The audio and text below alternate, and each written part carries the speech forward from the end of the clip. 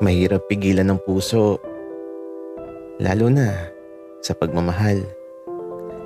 Ganun kasi talaga yun. Kaya kapag nakaramdam ka ng pagmamahal sa isang tao, subukan mo para wala kang pagsisihan pagdating sa dulo.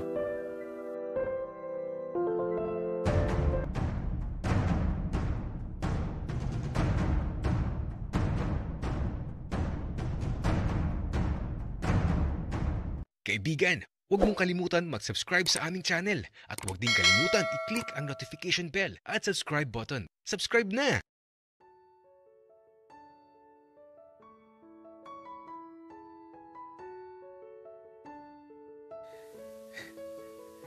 Tahimik na lumilipas ang bawat sandali.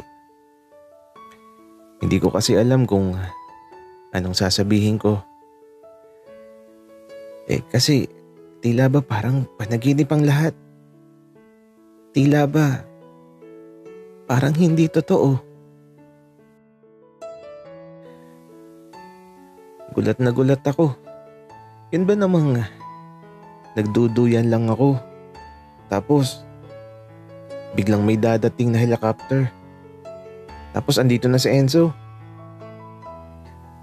Kaya ito, para akong nashock sa mga nangyayari.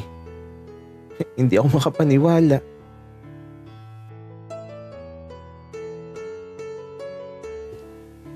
Bakit ang tahimik mo, Monmon? Galit ka ba? Hindi Kasi di lang ako makapaniwala sa nangyayari. Totoo ba to? Monmon, totoong totoo. Alam mo, miss na nga kita. Ako din, Enzo. Pero nagpaalam ka ba na pupunta dito? Monmon, hindi. Pero malaki na ako. Hindi na kailangan yun. Pasaway ka talaga, Enzo. Pero bakit ngayon ka lang? Monmon, sorry na. Huwag ka na magtampo. Kasi, alam mo, hindi ko naman alam na dadalahin ako sa ibang bansa.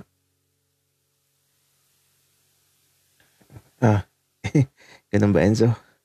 Yung lollipop na binigay mo, may isa pang natitira. Alo, seryoso ba, Monmon? Ang tagal na nun expired na yun. Enzo, hindi ko pa din kinakain yun. At saka, di ba, ipinasabi mo na babalik ka bago maubos ang mga lollipop na yun. Kaya nagtira ako ng isa kasi baka kapag inubos kong lahat, baka di ka na bumalik. Monmon, sorry talaga kung natagalan. Pero nagbalik na ako. Gwapo ba ako ngayon at saka di na ako bungi? Oo. Gwapo ka naman, Enzo. Pero tuli ka na ba? Aba, Monmon. Oo naman. Gusto mo makita? Hindi na. Baka kasi hindi ka patuli. Kasi hindi yata uso yun sa pinuntahan mo. Monmon, kahit di uso, nagpatuloy pa din ako. Pero, alam mo, Monmon, miss na miss talaga ako ito. Tara na sa loob. May mga lamok na dito. Eto, nagtungo na kami ni Enzo sa loob ng bahay. At aba, mula dito sa sala, yung kambal. Hoy, Junjun, Bembem. Bakit niyo binuksan yung mga kahon? Kuya Monmon, may pangalan namin Junjun, Bembem. Monmon, mga regalo ko yan sa kanila. Huwag ka na magalit. Hindi ako galit, Enzo. Nagulat lang ako. Kuya Enzo, salamat Kasi alam mo, sabi ni Kuya Monmon, Sobrang bait mo daw talaga. Ano gusto mo, Kuya Enzo? Juice? Kape? O malamig na tubig?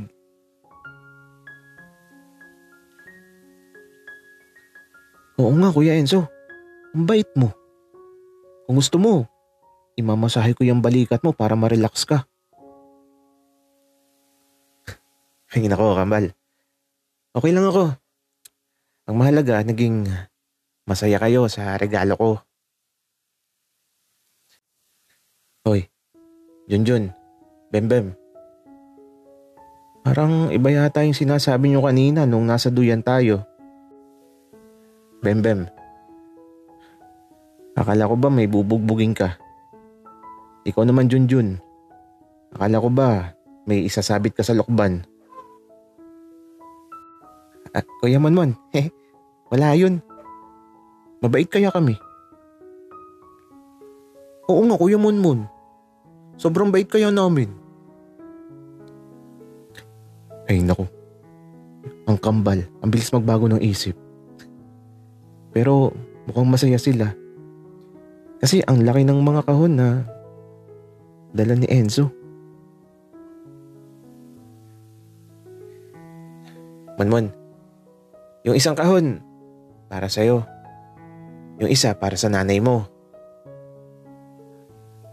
Salamat, Enzo. Teka, nagugutom ka ba?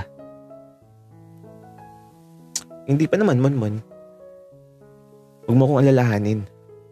Okay lang ako. Busog pa. Enzo?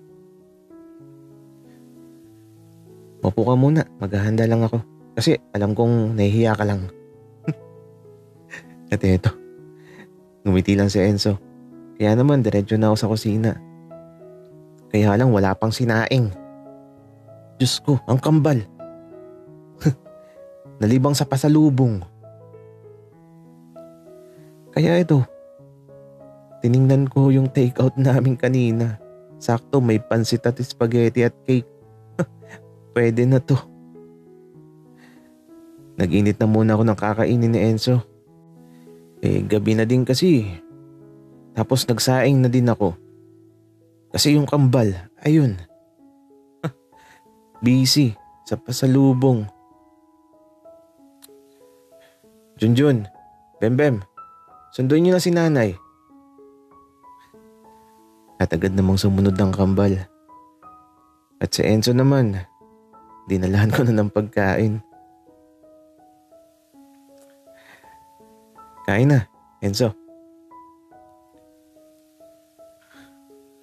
Wow, sino may birthday, Monmon? Bakit may cake?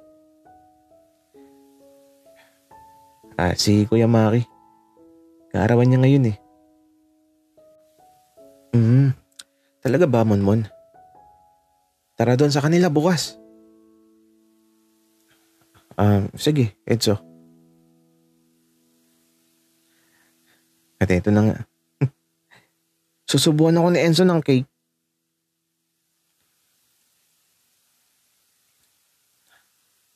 Oh, Monmon. Subo mo na to. Ako naman. Walang nagawa. Nakatutok na sa bibig ko eh. Kaya, sinubo ko na yung cake. At kahit sa oras na to, hindi pa din ako makapaniwala na nakikita ko na siya sa harapan ko.